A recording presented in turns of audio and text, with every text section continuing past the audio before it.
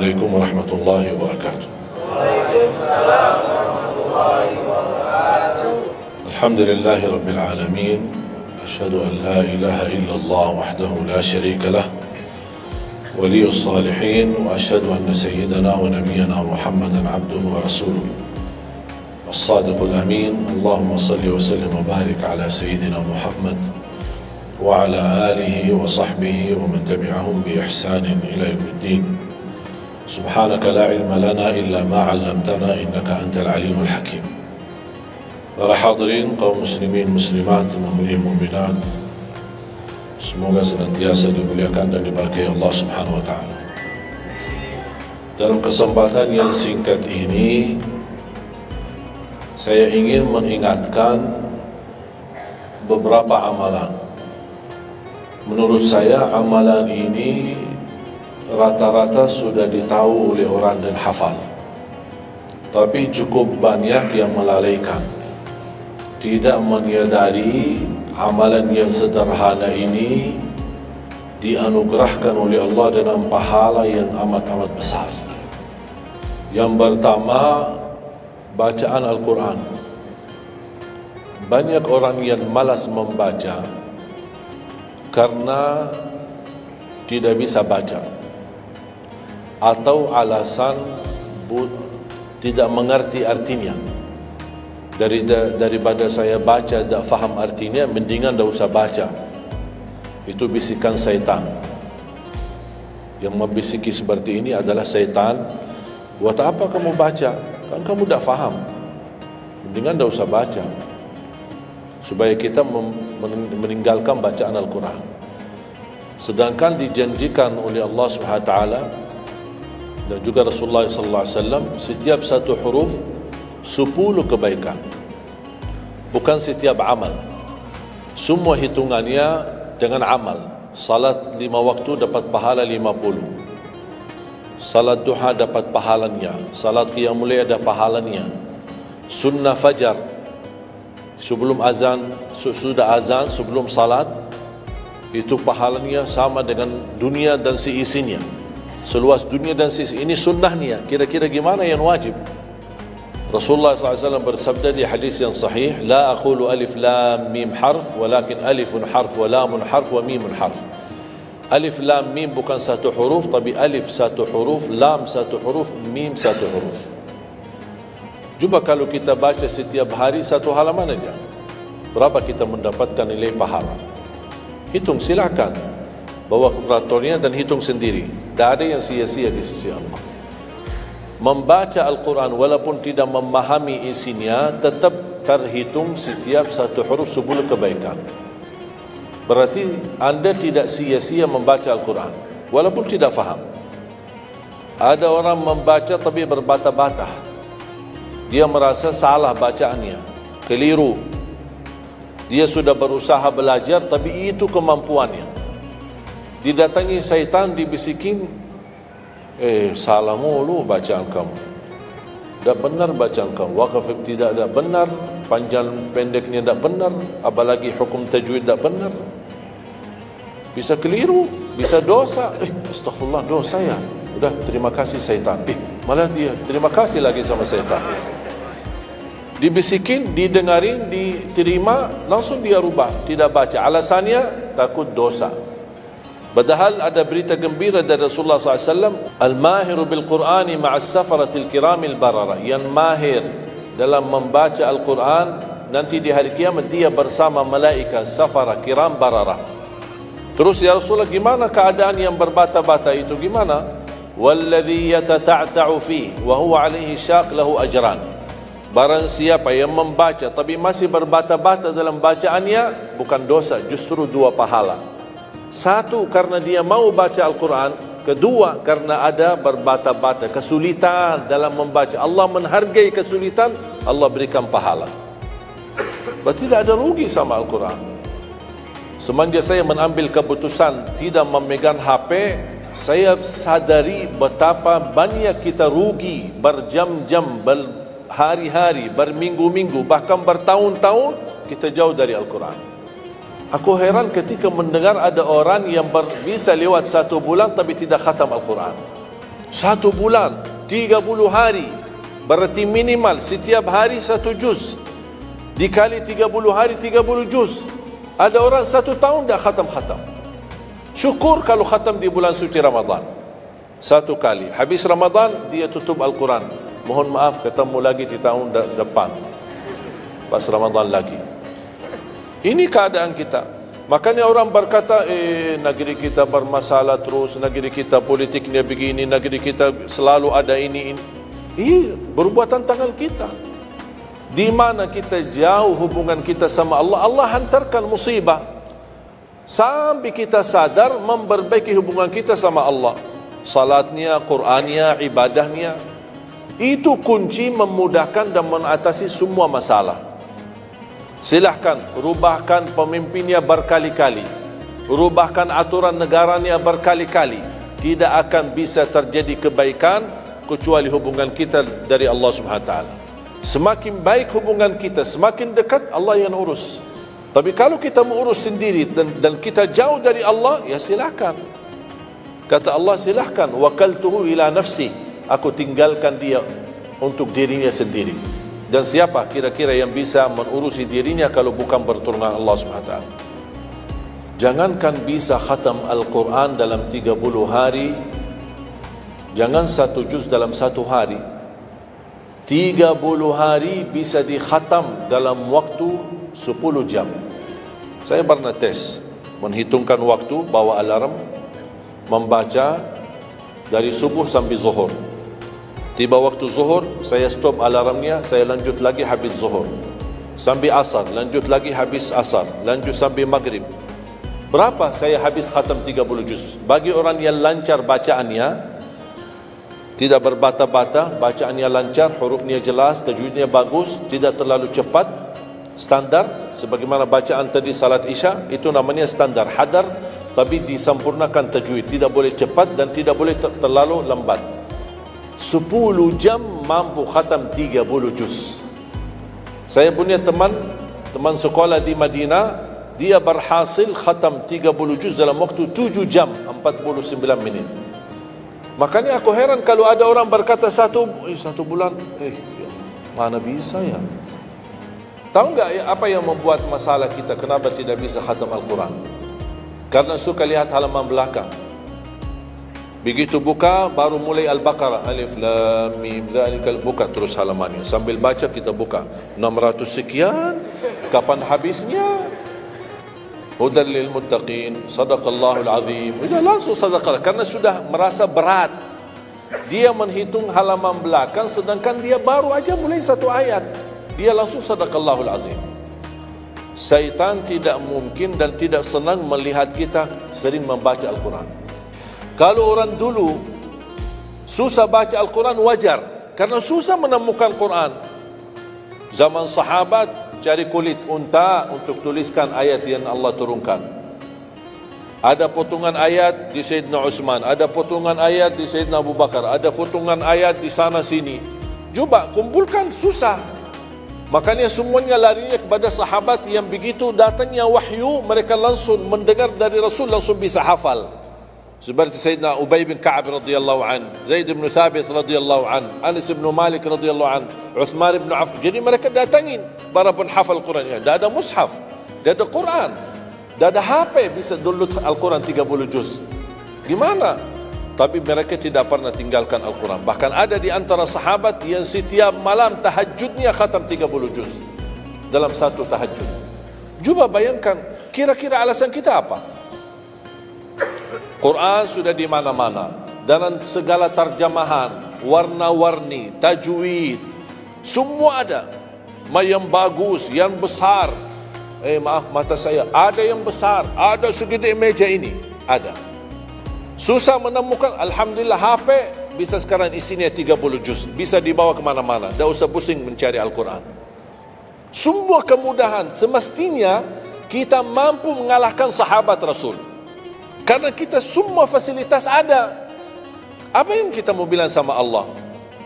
Ada seorang, mungkin Bapak Ibu pernah nonton di acara Hafiz Indonesia, namanya Kaila, buta. Dia setiap hari, saya tanya, kamu berapa murajaah bacaan Quran setiap hari? 5 sampai 7 juz. Buta. 5 sampai 7 juz. Saya kaget. Tak panyakan. Kan kasihan kamu. Dan kebetulan kamu sudah punya uzur. Kamu dah baca Al-Quran sama sekali, ana yakin Allah maafkan. Buta, dah bisa. Tahu enggak jawabannya apa? Saya malu sama Allah menjadikan buta saya alasan tidak baca Quran. Ini anak usia 7 tahun. Malu sama Allah menjadikan buta, padahal ini ujian. Butanya dari Allah, bukan dari dirinya. Tapi dia malu menjadikan buta itu alasan tidak baca Quran. Pertanyaan saya, alasan antum apa? Apa alasan? Sibuk, belum ada waktu. Ya, saya maklum, belum ada waktu.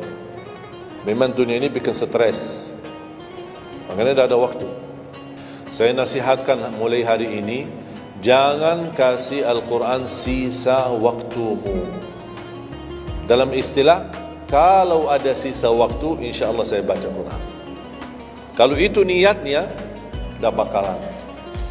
Tapi tolong utamakan Al-Quran dalam sehari-harimu. Minimal mulai harimu baca Quran, tutupi harimu baca Quran. Jangan tunggu sisa waktu. Wallahi Al-Quran keberkahannya luar biasa. Kesumbuhan, petunjuk, keberkahannya menjaminkan ke surga, selamat siksa neraka, selamat dari siksa kubur. Banyak anugerah. Sayang. Kadang-kadang kalau kita mendengar ada seorang da'i atau seorang ustaz, materi-materi bukunya bagus, isinya bagus, kita kejar. Di mana buku itu jual? Kita cari informasi, di mana buku itu jual? Ini tulisan manusia. Kita kagumi, kita banggakan, kita suka dan kita ikuti, bahkan kita kejar di mana-mana. Al-Quran kalamullah. Masa kalam manusia lebih mulia di hati kita daripada kalamullah?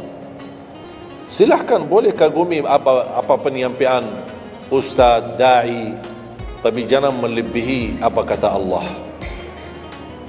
Jangan kita terharu ketika mendengar seorang berceramah, tapi berkali-kali kita simak ayat suci Al-Quran tidak pernah meneteskan air mata, seperti mendengar surat kabar atau koran. Masalah. Oh, ternyata ucapan manusia lebih menyentuh hati. Padahal kata Allah, kalau Al-Quran diturunkan di atas gunung bisa hancur jadi tanah basir. Kembali lagi, jangan lewat satu hari belum baca Quran. Tidak bisa baca, masih bisa simak, dengar. Setelkan murattal dari HP-mu. Manfaatkan kondisi macet di Jakarta. Manfaatkan. Lagi naik motor, taruh apa ruginya? Ruginya apa? Simpan handphone di telinga, ya sambil bawa motor. Dengarin ayat suci Al-Quran. Nikmat, berkah, dalam lindungan Allah, disertai malaikat. Apa ruginya? 1 jam di dalam perjalanan, tidak ada rugi. Terhitung memang umur kita, tapi sudah diisi mendengar Al-Quran. Juga banyak waktu. Nikmat.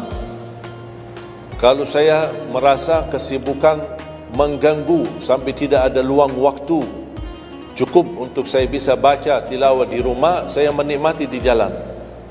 Apalagi kalau mau pergi ke acara, apalagi kalau keluar kota, berjalan lumayan jauh, nikmat. Ya Allah, mudah-mudahan macet terus. Nikmat. Macet ini jadi nikmat. Dah fikir macetnya karena lagi melihat Al-Quran. Beda sama orang, hanya sepanjang berjalan cat HP, HP. Merasa bosan. Sudah semua cat sudah dilewati, semua SMS sudah dibalas, semua pesan-pesan sudah dibaca. Akhirnya bosan. Macet mulu ini Jakarta. Nanti temannya di sebelah, kalau bukan macet, bukan Jakarta loh. Nah, itu habis waktu, sia-sia. Padahal Al-Quran ini kita baca tidak mesti dalam keadaan wudu. Apalagi kita dalam perjalanan, kita naik motor atau naik mobil, kita bisa dengan handphone kita, HP kita. Ada orang terus, gimana saya membawa Al-Quran terus saya dah berwudu? Kan kamu menyentuh HP bukan menyentuh Al-Quran. bersentuhan dengan HP. Jadi saya harap, sekali lagi mohon dengan sangat, kalau boleh terima permohonan saya, tolong tinggikan perhatianmu kepada Al-Quran. Ingin berkah rezeki, berkah umur, sihat wal afiat, bahagia selamat dunia akhirat, tolong perhatikan Al-Quran. Semakin banyak perhatian kamu kepada Al-Quran, semakin banyak perhatian Allah kepadamu. Terserah kamu milih. Mau dapat perhatian dari Allah cuma 1 jam, ya udah 1 jam aja baca Quran. Mau perhatian dari Allah selalu, ya udah selalu bersama Al-Quran. Karena ini Al-Quran kalamullah, bukan makhluk, bukan diciptakan, diturunkan. Kalamullah, ucapan Allah Subhanahu wa taala. Masa kita tidak tertarik? Kira-kira siap? Minimal mulai harimu baca Quran, tutupi harimu baca Quran. Habis bangun, sebelum beraktivitas baca. Baca apa? Bebas. Boleh tak saya baca sampai khatam tapi saya tak faham isinya? Boleh. Tetap dapat pahala setiap satu huruf seperti itu. Baca sampai mempelajari isi maknanya, memahami maknanya, lebih besar lagi pahalanya. Membaca, memahami, menhayati lagi, lebih besar lagi pahalanya. Membaca, memahami, menhayati, menamalkan, lebih besar lagi. Kalau tidak bisa meraih semua pahala itu, ya paling minimal pahala bacaan. Kalau saya tidak dapat meraih pahala menhayati, pahala memahami, pahala menamalkan, apalagi saya orang awam tidak begitu mengerti apa yang semestinya saya amalkan, la yukallifullahu nafsan illa wus'aha. Amalkan sesuai kemampuan. Ada pelajaran ayat yang dibacakan tadi, kita bisa ambil maknanya, kita mengambil kesimpulannya. Jangan kita menjadi seperti golongan yang datang hari kiamat malah minta tolong diselamatkan oleh Allah dari neraka. Kalau di hari kiamat tidak bisa saling menolong, tidak bisa. Sekarang kita masih bisa saling membantu dan saling menolong. Dan di antaranya menolong diri sendiri. Jangan menunggu di hari kiamat. Jangan kita bisa menolong, tolong menolong. Di hari kiamat orang tua tidak bisa menolong anaknya. Anaknya pun larikan diri daripada orang tua. Tak ada yang mau kenal. Cuba baca akhir surat Abasa. Yauma yafirrul mar'u min akhihi. Di hari itu kakak adik melarikan dirinya dari saudaranya. Wa ummihi wa abi, melarikan diri pada bapaknya dan ibunya. Biasanya kalau kita ketemu orang tua, kita senang bertemu, mohon doanya. Apalagi yang orang-orang yang tinggi berbakti baik sama orang tuanya. Kalau di hari kiamat mau sendiri-sendiri. Jangan kita yang melarikan diri sendiri. Para Nabi dan Rasul, semuanya doanya salim salim, ya Allah selamatkan, ya Allah selamatkan. Ini Nabi, kira-kira kita gimana? Yauma yafirrul mar'u min akhihi wa ummihi wa abihi wa sahibatihi wa bani. Sampai dari istrinya pun dia melarikan diri. Mohon maaf sendiri-sendiri, saya tidak bisa tolong kamu. Jangankan kita sama istri kita atau sama anak-anak kita. Rasulullah sallallahu alaihi wasallam pernah berkata sama Siti Fatimah, anaknya Nabi Muhammad, ittaqillah fa inni wallahi la ughni anki min Allahi syai'a. Hei anakku Fatimah, bertakwalah kepada Allah, karena aku tidak bisa membantu kamu nanti di kemudian hari. Sendiri-sendiri, salim salim, selamatkan ya Allah. Ini kesempatan sebelum kita menjadi na'udzubillah salah alamat daripada ke surga menjadi ke neraka. Kita sekarang perbaiki kemana arahan kita, kemana jalan kita. Kita yang milih, tidak ada yang memaksa. Taat, Allah hanya menyuruh kita taat, tapi Allah tidak pernah maksa. Kira-kira kalau tidak salat dapat pukulan? Dapat pukulan? Ada yang memukul kita? Ada yang melemparkan kita dalam batu sampai bata kepala kita? Ada? Tidak ada. Taat, Allah menyuruh taat, tapi Allah tidak pernah maksa.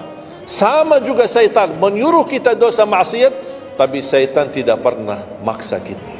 Sebagaimana ayat tadi dibacakan, ayat surah Ibrahim ayat 22, syaitan berkata, aku tidak punya kuasa di atas kalian, tapi aku hanya menyuruh kalian terlalu cepat taati, kata syaitan. Terlalu cepat respon. Aku hanya menyuruh. Da'autukum fastajabtum li. Makanya sekarang jangan melialahkan. Saya tidak bisa bantu kalian dan kalian pun tidak bisa bantu aku. Kita dua-duanya dijerumuskan dalam neraka. Na'udzubillah min dzalik. Oleh karena itu, jemaah sekalian, kesempatan. Mumpun masih kita umur, masih punya kesehatan, manfaatkan. Karena akan datang satu saat, sekarang bukan masalah umur, masalah sehat. Tiba-tiba bisa sakit. Virus di mana-mana. Kemarin saya punya saudara saya baik-baik aja. Tidur, bangun sakit. Sampai matanya, mukanya macam, sakit. Tiba-tiba. Tak bisa berbicara baik-baik, tak bisa baca Al-Quran dengan baik, tak bisa salat dengan baik. Ini kan mengganggu.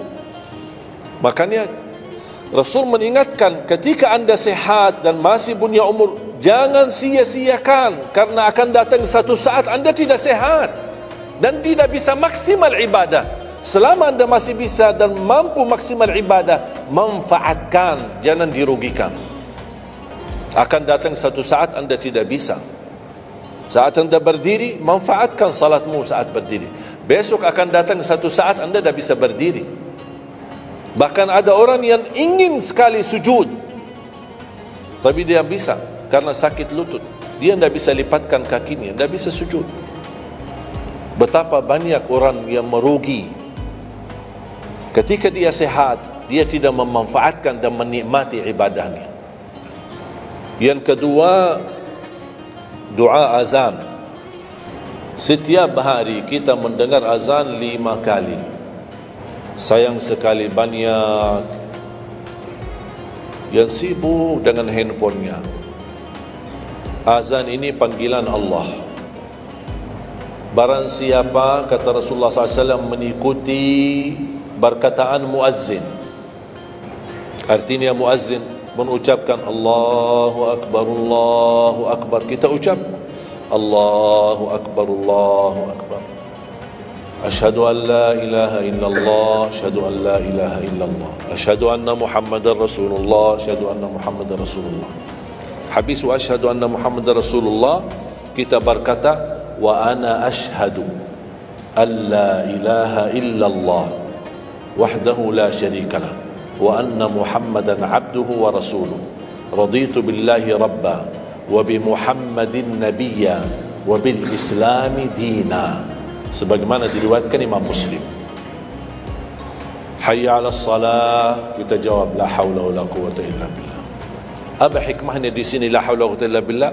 Ya Allah, kami tidak punya daya dan kekuatan untuk menghadiri panggilan-Mu kecuali dengan pertolongan-Mu ya Allah. Karena hayya 'alas salah butuh gerak. Bergerak, datang. Hayya 'alas salah, panggilan, hey, mari salat. Ya Allah, la haula wala quwwata illa billah. Ya Allah, kami tidak punya kemampuan menghadapi godaan dunia, menghadapi hawa nafsunya, menghadapi malas, kecuali dengan kekuatan-Mu ya Allah. La haula wala quwwata illa billah. Meraih kemenangan, meraih kemuliaan, hayya 'alal falah. Ya Allah, kami tidak mampu meraih kemuliaan itu kecuali dengan kekuatan dan izin-Mu ya Allah. Allahu Akbar, Allahu Akbar, kita ucapkan Allahu Akbar, Allahu Akbar. La ilaha illallah, kita ucapkan la ilaha illallah. Habis itu apa? Apa kata Rasulullah SAW di hadis yang diriwayatkan Imam Bukhari? Thumma salla alayya, selepas itu dia bersalawat kepada Nabi Muhammad. Allahumma salli ala Muhammad wa ala ali Muhammad. Bagi Sayyiduna boleh, tidak bagi Sayyiduna boleh.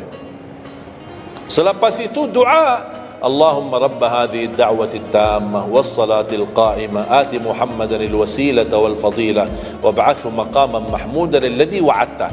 Ini ucapan yang saya sampaikan di Sahih Bukhari.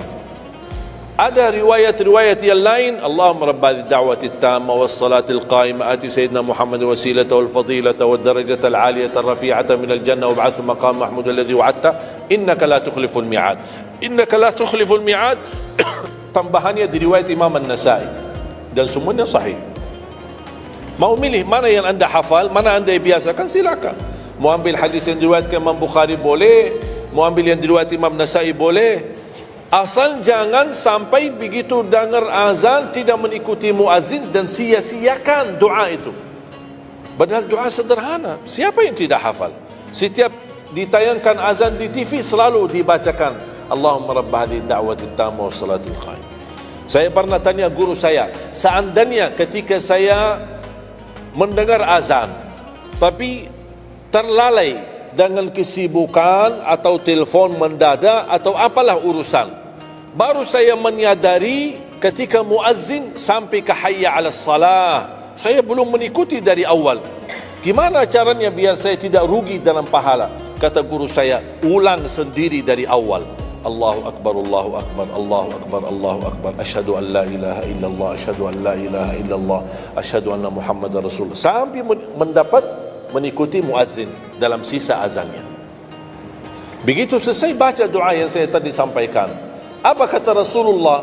Barang siapa yang mengamalkan ini, faqad hullat lahu syafa'ati yaumal qiyamah, dijamin dapat syafaatku. 5 kali kesempatan tertulis nama kita, jaminan dapat syafaat Nabi Muhammad, tapi kita sia-siakan. Siapa yang tidak mau syafaat Nabi Muhammad? Ini kesempatan. Jangan tunggu hari kiamat baru saya minta, ya Rasulullah tolong syafaatkan. Ini Rasul sudah menawarkan ini sekarang. Mau enggak dapat syafaatku? Ikuti muazzin dan baca doa azan, kemudian dapat syafaatku. Berapa minit? Tak sampai 2 minit. Ikuti muazzin, selesai azan, doa ini tak sampai 2 minit. Allahumma salli ala Muhammad wa ala ali Muhammad, Allahumma rabbani da'wati tamma was salatil qa'imah ati Muhammad, dan sampai akhir, innaka la tukhliful mi'ad. Berapa lama? 2 minit, 3 minit? Tak apa-apa, 5 minit. Tapi dapat jaminan syafaat Nabi Muhammad. Hanya waktunya cuma 5 minit. Kira-kira siap? Mulai hari ini. Menurut saya, yang saya sampaikan wallahi sederhana, sangat sederhana, tapi butuh perhatian aja. Butuh perhatian. Yang ketiga, jangan tinggalkan sunnah qabliyah subuh, walaupun anda malas menjaga sunnah qabliyah ba'diyah. Kalau anda merasa diri malas, banyak kan ada sunnah qabliyah ba'diyah, kan ada sunnah qabliyah zuhur, ba'diyah zuhur, ada qabliyah ba'diyah maghrib, ba'diyah isya, qabliyah subuh. Kalau anda merasa malas melaksanakan sunnah-sunnah, minimal jangan tinggalkan sunnah subuh. Pahalanya lebih besar daripada dunia dan seisinya. Walaupun anda telat bangun, sudah kesiangan, tetap wajib ambil air wudu, laksanakan sunnahnya baru salat subuhnya. Walaupun anda bangun jam 11 siang, tetap banyak orang karena ketiduran dan terlewat waktunya, dia tidak salat subuh. Terus ini hutang, wajib bayar, dan tidak bisa besok ganti subuh 2 kali. Tidak ada di dalam agama.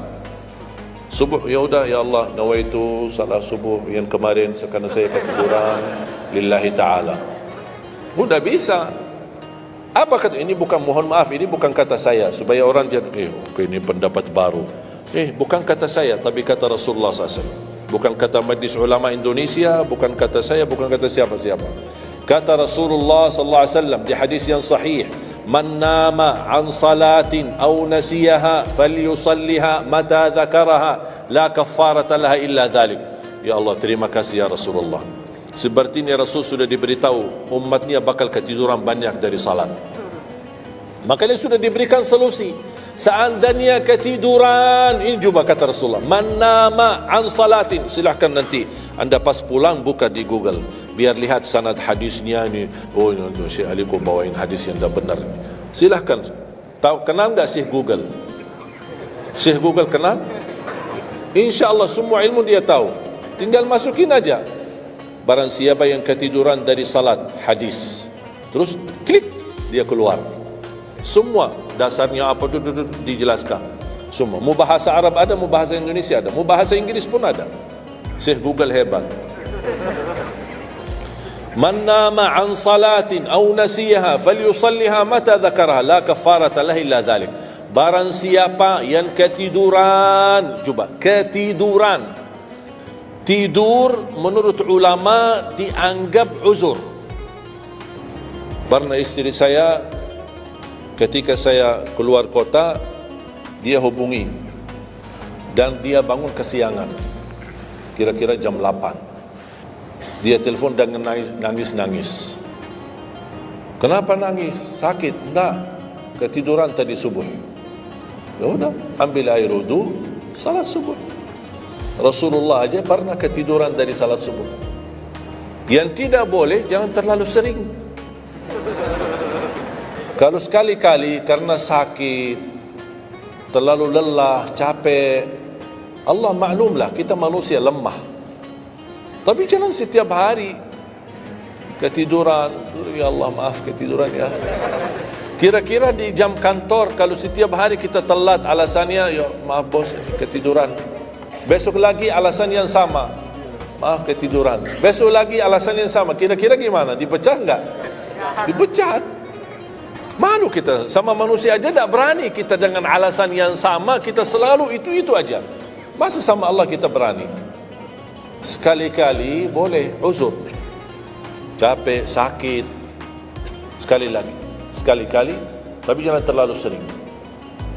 Ketika kita bangun, jam berapapun wajib laksanakan, karena kata Rasulullah, tidak ada kafara yang lain. Tidak ada kata ganti dengan uang, atau ganti dengan sedekah, atau ganti dengan, tidak bisa. Tunaikan. Falyusalliha, kata Rasulullah, falyusalliha, segerakan salat itu jam berapapun, walaupun kesiangan. Jelas? Seringnya ketiduran ini. Saya juga berapa kali ketiduran. Bukan berarti saya tidak pernah ketiduran, berapa kali. Bisa ada orang habis tahajud, terlalu lelah, capek, dia mau hanya istirahat saja di atas sajadahnya. Pas bangun sudah jam 7. Padahal Masya Allah tahajud, semangatnya tahajud, tapi ketiduran salat subuh. Makanya ini harus disesuaikan kemampuan. Anda merasa diri kalau salat tahajud 8 rakaat, bangun jam 2, ya Allah, kuat, tidak kuat ini. Kembali kepada kemampuan. Tahajud tidak harus 8 rakaat. Tahajud tidak harus 20. 2 rakaat, tutup witir sudah tahajud. Dan tahajud pun salat malam tidak harus tidur dulu. Ada orang, dah harus tidur, walaupun tutup mata sebentar terus buka lagi. Ini ilmu baru di Indonesia ini. Saya pernah share satu video, ada satu komen dari jamaah, enggak, saya belajar harus tidur dulu, walaupun tutup mata sebentar terus buka lagi.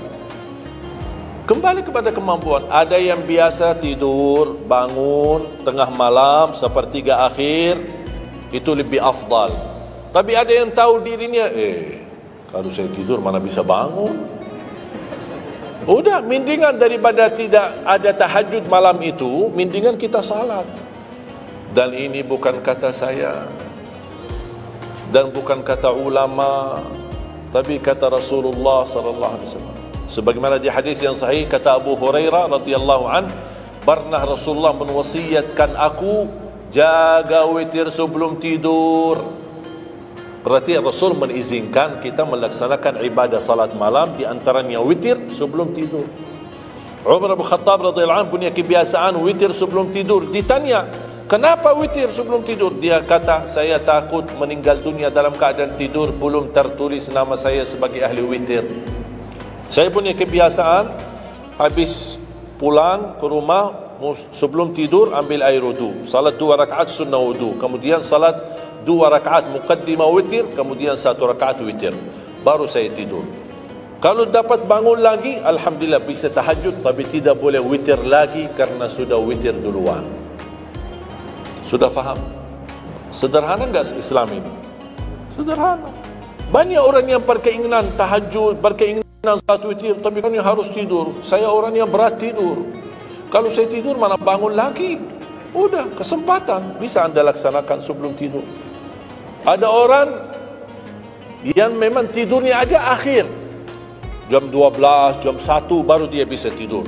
Ya mendingan daripada tidak salat malam sama sekali, mendingan salat dulu baru tidur. Dapat bangun, alhamdulillah. Tidak dapat bangun, sudah tertulis namamu, sudah salat, sudah ahli witir. Inna Allaha witir, yuhibbul witir, fa'autiru. Allah maha witir. Allah maha witir, Allah cinta witir, jagalah witir. Dan ini termasuk dua sunnah yang Rasul tidak pernah tinggalkan, sunnah subuh sama sunnah witir. Sakit, sehat, mukim, di dalam kota, musafir, keluar kota, perang, aman, damai, tetap tidak pernah tinggalkan dua sunnah itu. Sunnah subuh sama sunnah witir. Itu kebiasaan Rasulullah SAW. Kalau anda merasa pun sakit, tidak bisa berdiri, tidak bisa qiyam, bisa anda laksanakan witir dalam kondisi duduk. Yang terakhir, ayat al-kursi. Jangan tinggalkan ayat al-kursi lepas salat. Jangan tinggalkan ayat kursi lepas salat. Kalau baca. Sama ketika mau tidur. Cuma satu ayat. Tapi tahu nggak pahalanya apa?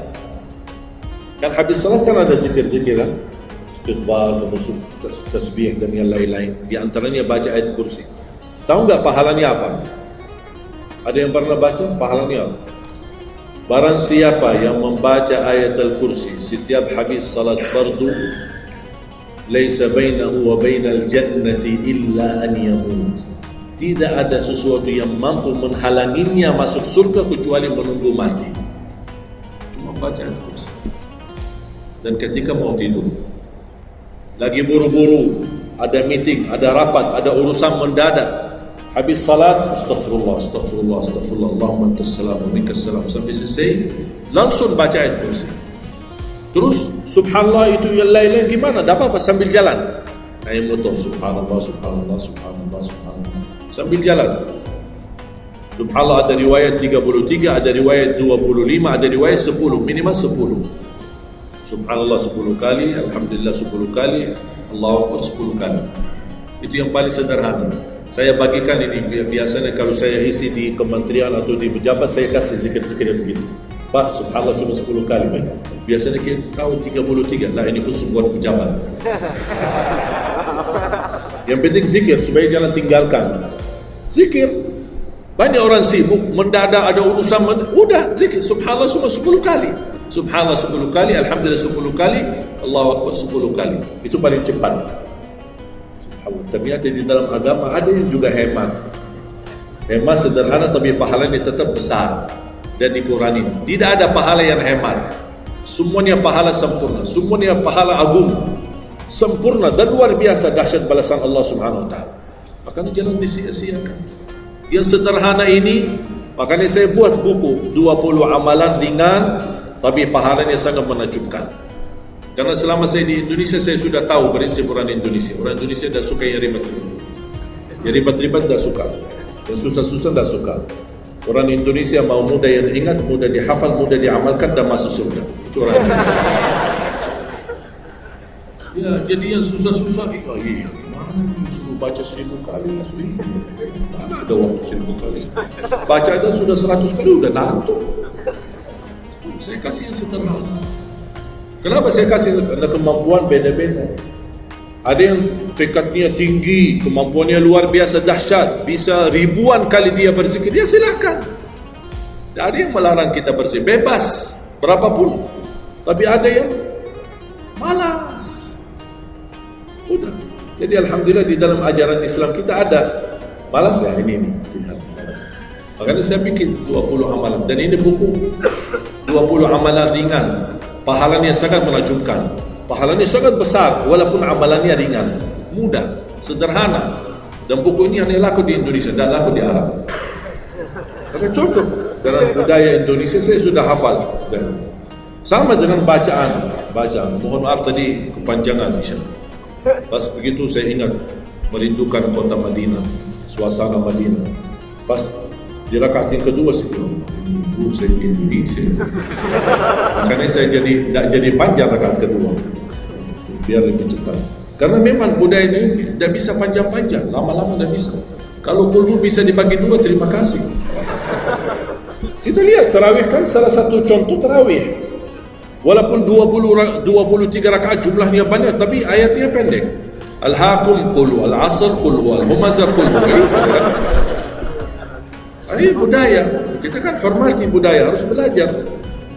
Walaupun ada sekarang ada beberapa masjid yang panjang, yang hakim balik kepada kemampuan, tapi tidak boleh saling menyalahkan. Ada orang yang suka, tak saya mau yang qulhu, ya udah sana. Masih qulhu di sana, masih kita kan. Yang penting kita bisa jaga salat. Dan yang terpenting dalam salatnya adalah yang terjaga kekhusyuan. Bukan masalah jumlahnya, bukan masalah kepanjangannya, tapi kekhusyuan. Tumaknina, karena tumaknina rukun dalam ibadah salat. Sama seperti rukun qiyam, rukun baca al-fatihah. Tumaknina. Apa itu tumaknina? Ketenangan dalam salat. Bacaannya tenang, gerakannya tenang. Bukan kejar-kejaran. Imamnya baru baca al-fatihah, sudah amin. Imam makmum belum selesaikan ini, terus dikejar imam. Imam Allahu Akbar, sami'allahu hamdah, Allahu Akbar, Allahu Akbar, Allahu Akbar. Imam makmum jadi kasihan. Kejar, dia tidak bisa baca. Makmum, wallahi makmum tidak bisa baca apa-apa. Hanya fokusnya bisa kejar imam. Yang penting jangan sampai tertinggal imam. Yang saya fikirkan, kasihan yang tua-tua, bapak-bapak. Gimana yang bapak-bapak? Kalau yang muda-muda masih bisa kejar imam, terus yang bapak-bapak gimana? Setiap gerakannya batuk 10 kali. Rukuk batuk lagi, sujud batuk lagi. Karena pelan-pelan gerakannya. Saya pernah ada satu kejadian ketika masuk salah satu kampung, kita lewati, saya mampir, samping saya ada bapak lumayan tua, gerakannya juga pelan-pelan. Yang saya kasihan, Imam Allah, saya suka pas ketika takbir, Allah, Bismillahirrahmanirrahim, Alhamdulillahirrahmanirrahim, barusan enak, takbirnya enak, bacanya kenapa enggak? Ini pelan-pelan aja, santai aja, santai. Walaupun baca satu ayat dua, bukan masalah berapa banyak bacaannya, yang penting kekhusyuan, tumaknina, karena rukun tumaknina. Allahu Akbar, sami'allahu hamdah. Saya lihat bapak ini yang sebelah saya. Saya masih bisa kejar imam. Bapak ini dah kejar-kejar. Imam sudah rukuk, bapak belum rukuk. Begitu imam sami'allahu hamdah, bapak dah jadi rukuk, diikut sami'allahu hamdah. Astagfirullahalazim. Pas sujud, kita sudah sujud 2 kali. Bapak kan pelan-pelan sambil batuk. Terus dia turun sujud. Pas dalam kondisi sujud, kita sudah berdiri, bapak kan baru dia turun, dia berdiri lagi. Astagfirullahaladzim. Pas di rakaat yang kedua, saya megang tangannya, Pak, kita pulang aja deh.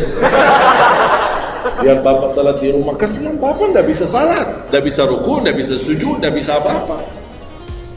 Makanya tumakninah bukan wajib, bukan sunnah, tapi rukun dalam salat. Dan tidak sah, walaupun salat sunnah, tidak sah salatnya seorang kalau dia tidak membawa tumakninah. Tidak sah. Disyiarkan, di-sharekan, diviralkan, dia bilang ada 23 rakaat 7 menit. Menurut saya tidak usah panjang lebar dibahas. Tidak sah, sudah selesai. Karena meninggalkan, sama dengan orang salat tapi tidak baca Al-Fatihah. Kira-kira sah tidak? Tidak sah. Gimana kira-kira bacaan Al-Fatihah? Oleh kerana itu jemaah sekalian, mari kita sama-sama. Apalagi tidak lama lagi kita menyambut bulan suci Ramadan. Saya harap kita mencintai budaya kita, mencintai negeri kita, tapi harus hal yang perlu diluruskan, harus diluruskan. Apalagi yang terkait ibadah salat, tarawih. Tidak masalah masjid 11 rakaat, ada masjid 23 rakaat, jangan ribut. Tidak masalah. Yang mau 11 silakan, yang mau 23 silakan. Yang penting kita bisa melaksanakan salat dengan baik. Apalagi alhamdulillah sudah sekarang muncul banyak para imam-imam, pemuda-pemuda yang bacaannya merdu, yang bacaannya indah. Kita bisa menikmati suasana bulan suci Ramadan. Bacaannya tidak mesti panjang-panjang. Walaupun rata-rata di Indonesia jarang kita menemukan masjid yang khatam. Dulu saya ingat waktu saya masih di Lombok, kita ingat salat tarawih khatam 30 juz, dan salat tahajud di 10 malam terakhir khatam lagi 30 juz. 2 kali kita khatam dalam 1 bulan Ramadan. Tapi ini karena permintaan dari lingkungan dan jamaah. Kalau tidak ada permintaan susah. Apalagi orang baru datang. Saya sering memperhatikan orang baru datang kayaknya salah masuk masjid. Pas begitu melihat imamnya kepanjangan, masih dapat mundur ke belakang. Maka saya pas ketika lihat ada makmum mundur, saya baru masuk. Bapak mau kemana? Mau ambil wudu lagi.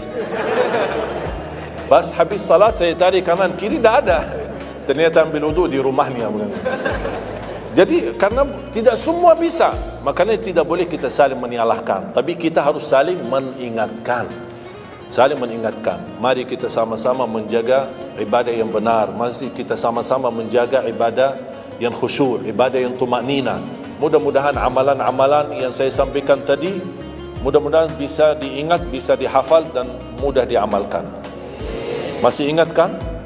Atau perlu saya ulang? Amalan pertama, Quran.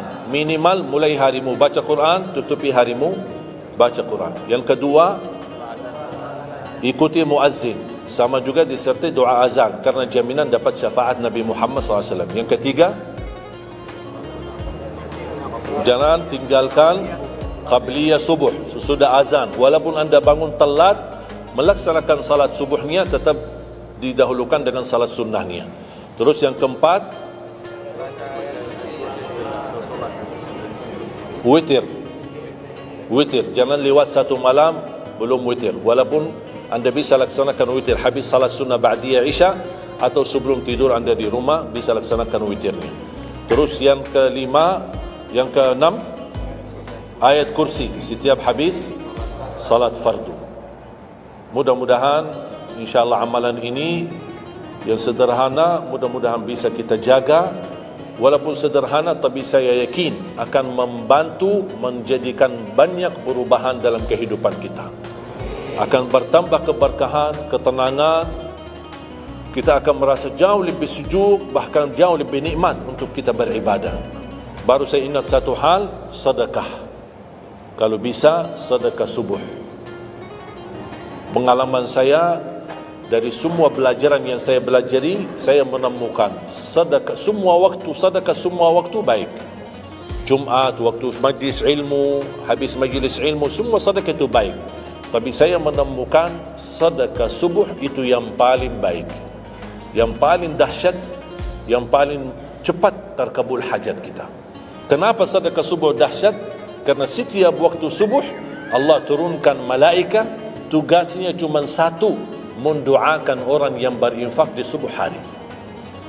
Tidak usah payah dan susah cari orang miskin subuh hari. Mulai malam ini anda sediakan kota amal dalam rumahmu, atau anda bisa pinjam seperti kota amal ini Darut Tauhid ya, ini bisa anda pinjam atau minta sama Darut Tauhid. Anda bisa simpan di rumah. Setiap habis subuh sebelum beraktivitas isi sedekah. Yang lebih dahsyat lagi, sedekah yang disertai doa. Karena wallahi terjamin doamu terkabul dengan wasilah sedekah subuh.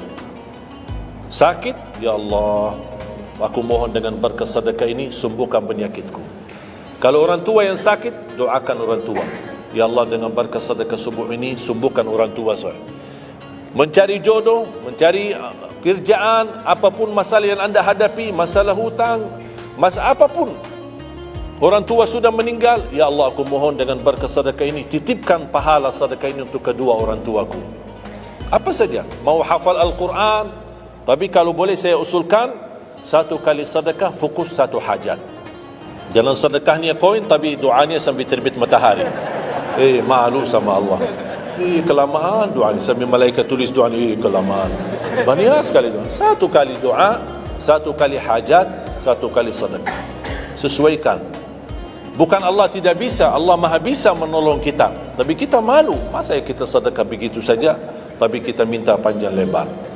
Ya, tolong disesuaikan. Tapi rutin, wallahi dahsyat. Antum insyaAllah akan merasakan sedekah subuh, subhanallah. Setiap jamaah yang saya sampaikan, termasuk ada keluarga yang sudah lama menikah, tidak punya keturunan, saya memberikan amalan ini.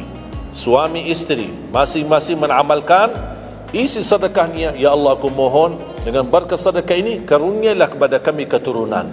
17 tahun mereka tidak punya keturunan. Alhamdulillah 6 bulan kemudian saya dapat berita gembira dari mereka, kabar baik, alhamdulillah istrinya positif hamil. Sedekah subuh luar biasa dahsyatnya. sedikit tapi rutin sampai insya-Allah kita dipanggil oleh Allah, mudah-mudahan dalam keadaan husnul khatimah. Allahumma ighfir lana wa liwalidina wa li jami'il muslimina wal muslimat wal mu'minina wal mu'minat al ahya'i minhum wal amwat. Allahumma ya Allah, jadikan pertemuan ini membawa barakah bagi kami, jadikan sisa umur kami lebih baik daripada yang sudah lalu, jadikan segala perjuangan kami, sedekah kami, infak kami, amalan salih kami menjadi pahala besar di sisi-Mu ya Allah, menjadikan membawa syafaat bagi kami di hadapan-Mu hari kiamat. Akhiri hayat kami dengan husnul khatimah. Ampuni dosa kami, ampuni kedua orang tua kami. Ya Allah, aku mohon untuk semua jemaah yang hadir, selepas majlis ini masing-masing pulang sudah diampuni segala dosanya, disucikan hatinya, dibersihkan jiwanya, diselamatkan setiap langkah-langkahnya. Jadikan kami semua penghafal Al-Quran, berakhlak-akhlakul Quran, menjadi ahlul Quran, pencinta Al-Quran, dan di hari kiamat mendapatkan syafaatnya Al-Quran. Birahmatika ya arhamar rahimin. Rabbana atina fid dunya hasanah wa fil akhirati hasanah wa qina adzaban nar. Wa sallallahu ala sayyidina nabiyina Muhammad wa ala alihi wa sahbihi baraka wa sallam. Walhamdulillahi rabbil alamin. Akhirul kalam, subhanakallahumma bihamdika asyhadu an la ilaha illa anta astaghfiruka wa atubu ilaik. Assalamu alaikum warahmatullahi wabarakatuh.